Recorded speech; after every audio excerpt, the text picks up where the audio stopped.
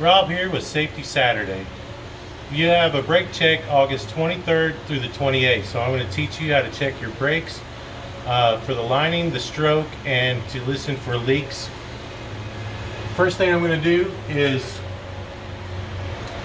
check my depth on my brake pad. If you can see here on my brake pad, there's a line right there. That line inside on this brake pad here is 9/30 seconds. That's DOT. So what I need to make sure is that I'm within 9/30 seconds. So if I use a little CRST PTI tool, this is 9/30 seconds. I can stick this in here and know that it's legal. Or I can use a DOT tool, which is your tire tread depth gauge. And what this does is that you can put this on the top of your brake pad,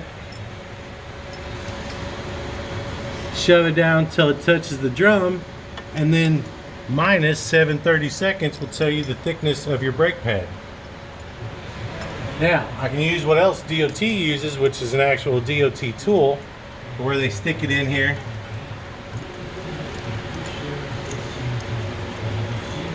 And then they put their thumb on it, and then they pull it out and they can see how long it is.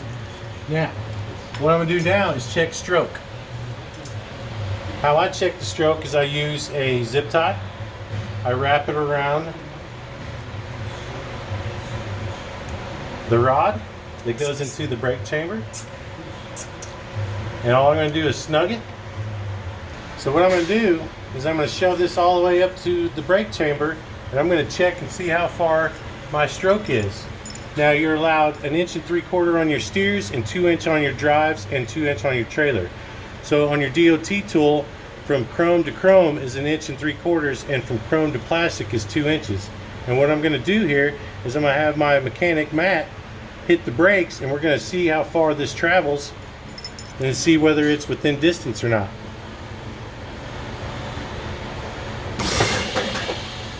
As you can see, it is well within.